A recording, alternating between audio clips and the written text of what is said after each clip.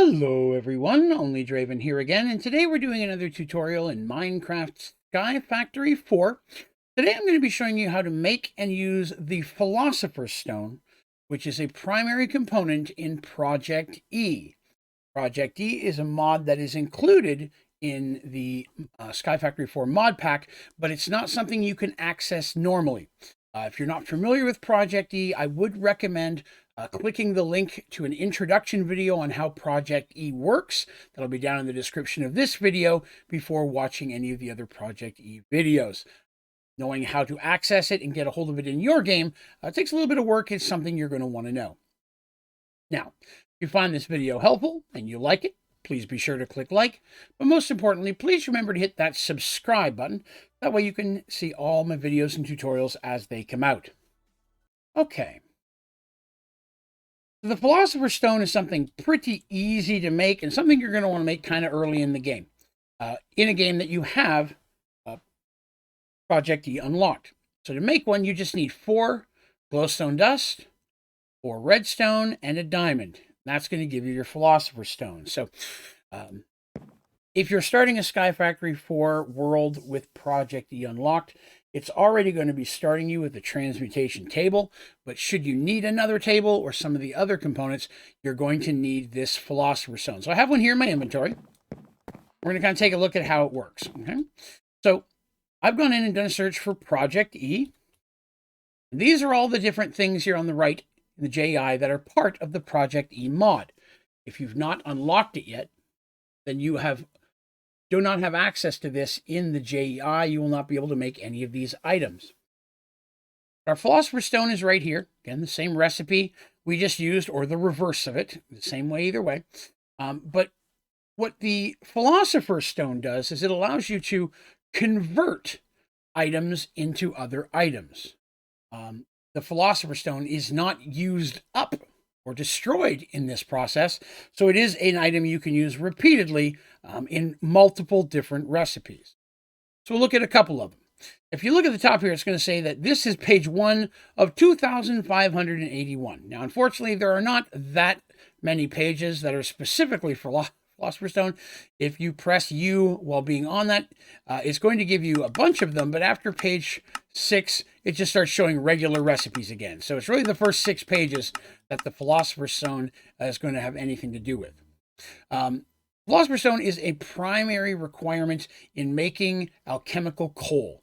And that is a very important component you're going to use in a lot of different Project E builds, which is why you're going to want to make one of these pretty quickly. Let's say we wanted to make an ender pearl using a Philosopher's Stone in any crafting table and combining it with 4 iron ingots, I would get an ender pearl. So we're going to just take a quick look at that to show you the process. My Philosopher's Stone, iron, ender pearl. When I take that out, you'll see that my Philosopher's Stone stays there. I can take that back out and I can reuse my stone in another recipe. Now again, one of the most important things you're going to want to use this for is making alchemical coal. And that's where we start right here. So if we look at this recipe, you'll see the Philosopher's Stone with 4 coal makes alchemical coal. This is the real basic building block for a lot of the things you're going to use in Project E. Let's go over here a little bit further to the right. You'll see right here it says alchemical coal. Up from that is Mobius fuel.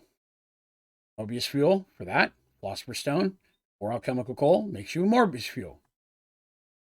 Okay, you take your Mobius fuel.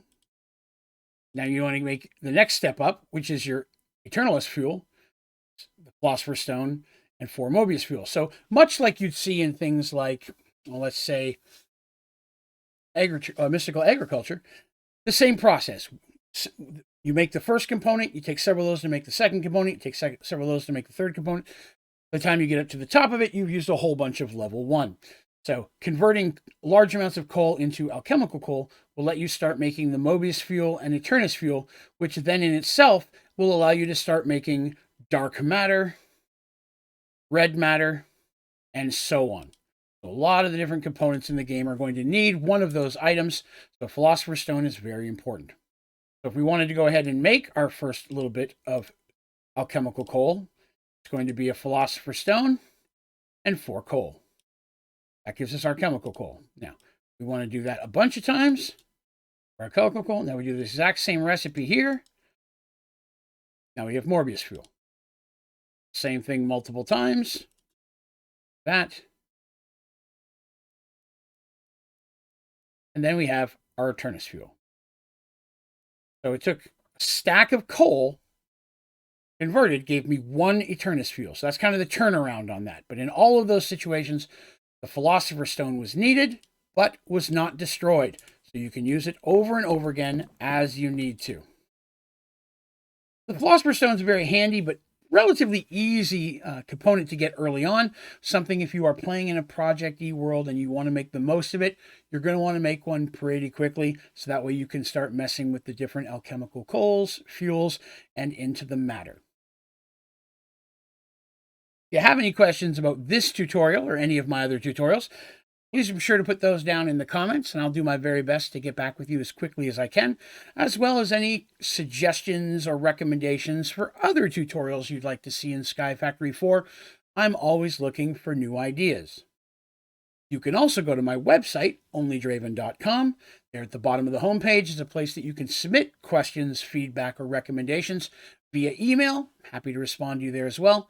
While you're on the website, you'll be able to find my streaming schedule, links to all my tutorials and videos, the ODG store for cool ODG merch, links to my socials, and a bunch of other stuff. So I do recommend checking out the website. There's a lot of great stuff there you may find.